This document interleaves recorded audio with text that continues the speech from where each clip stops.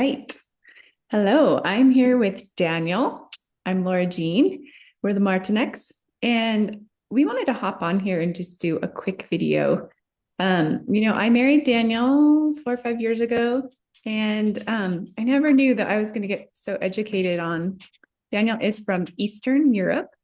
He grew up in the Czech Republic, and babe, I would love if you could just share with people a little bit of what it was like to grow up in communism firsthand.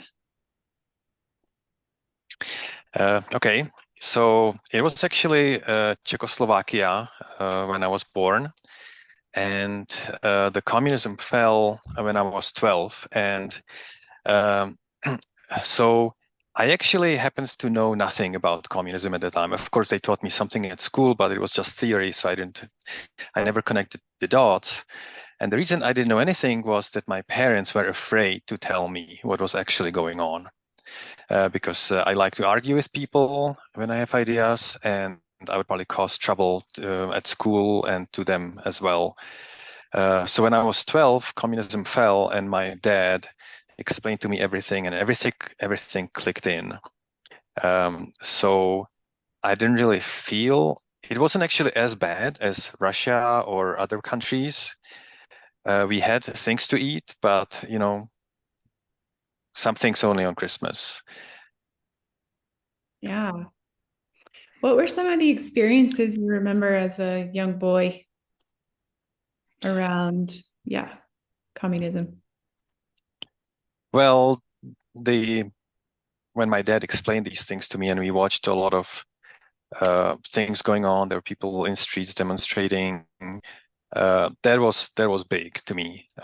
And also a bit later, it clicked to me how much oppression especially my dad felt, because he was afraid to speak freely, especially with the students. He used to teach at high school, and so he had to be very aware of some students whose parents were communists, because yeah, he would be in trouble, because they could send him somewhere else. Basically, he was placed in that little town. He didn't like it, but that's how it worked at that time.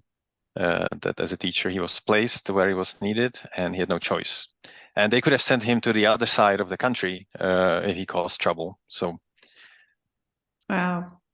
So far, I've heard you kind of talk around there's fear, like your parents didn't want you to say anything. So there was like fear, and there was like being put in places and doing things that maybe you wouldn't normally do out of your own desire or your own giftings, or yeah, perhaps how you're wired or want to be. So you we went through kind of a list before about like imagine if. I think that was really mhm. powerful. Can you share some of those?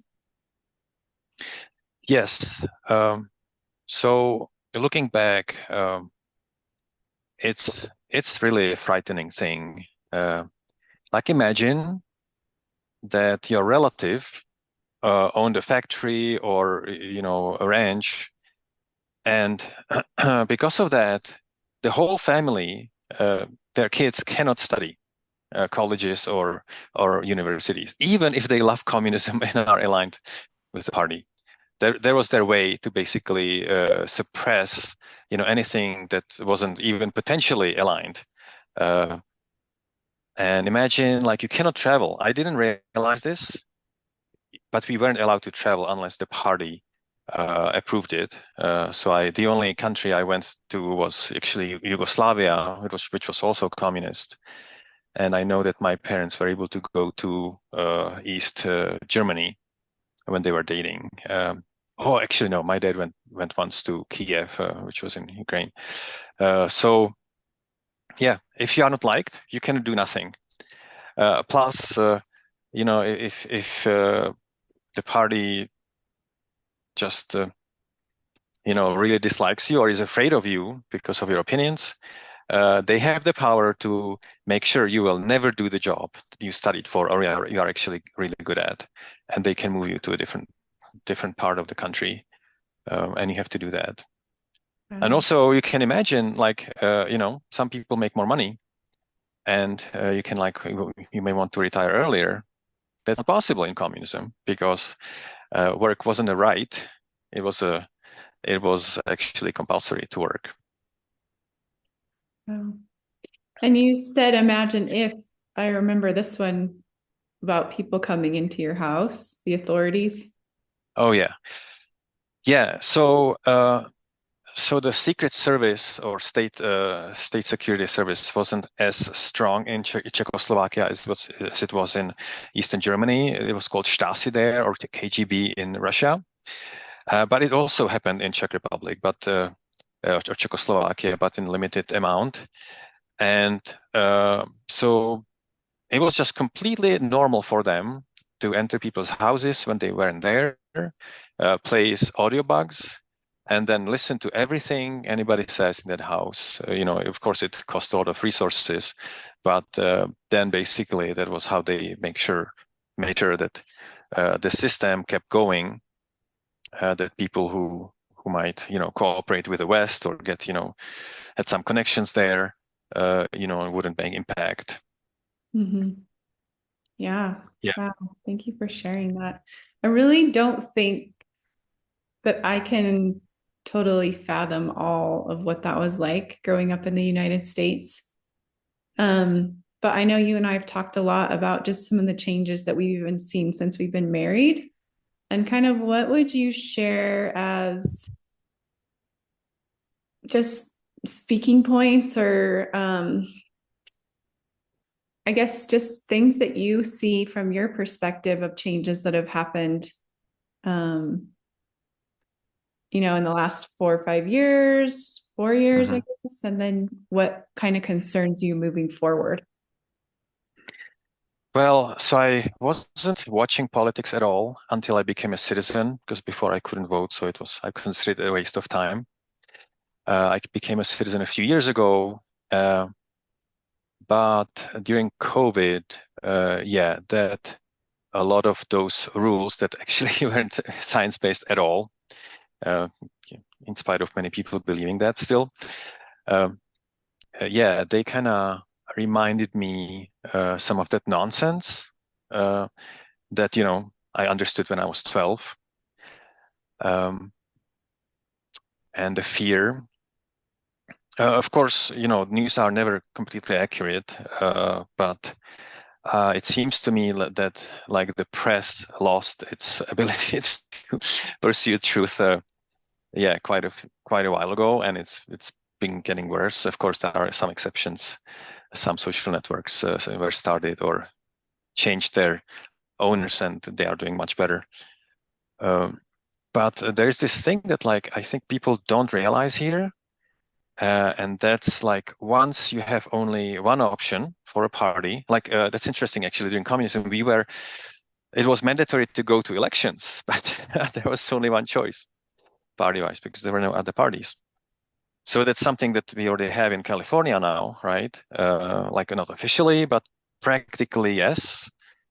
And if all the demographic changes through illegal immigration to swing states is successful, then we will have one-party system for a very long time. And if you study history and look at how communism fell in all these countries where it actually fell, there are still a few countries where it's still going on. It was basically um, a revolution. Like you cannot get out of that state any other way other than using some violence or the system basically collapsed, right? Like in Russia or Soviet Union, the system is just so badly functioning, so inefficient because a lot of people are spending time controlling other people, and they don't believe, or at least at the time, they didn't believe, in the power of market, that people can actually figure out prices, etc. So they were setting prices, etc. And it just collapsed, and people were hungry. And we know that in China, right, like 20 million people died of hunger. Many people don't know that. Wow. Um, yeah, Yeah. so you cannot get out of this very easily. So, um, and if you vote or not vote, or whoever you vote, right, that's a responsibility. And if you choose to not vote, then you will live with that Hmm. if it ends up very badly. Yeah. That's actually how communism was established in Czech Republic. Of course, Communist Party was there since the 20s, I believe, 1920s. But in 1948, there was some election, and it was a beautiful day, and many people didn't go vote. And the people in the Communist Party, or the lovers of Communist Party, they were told, like, you have to go vote.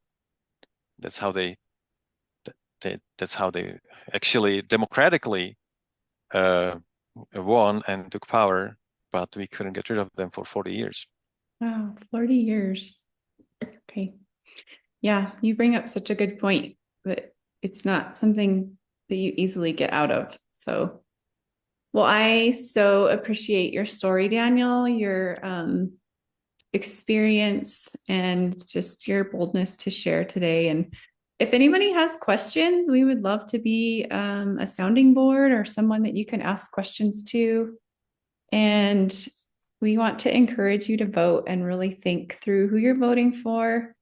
And yeah, we hope things work out for the best for this nation. There's so many great things. But thank you all for tuning in. Let us know if you have questions. Bye.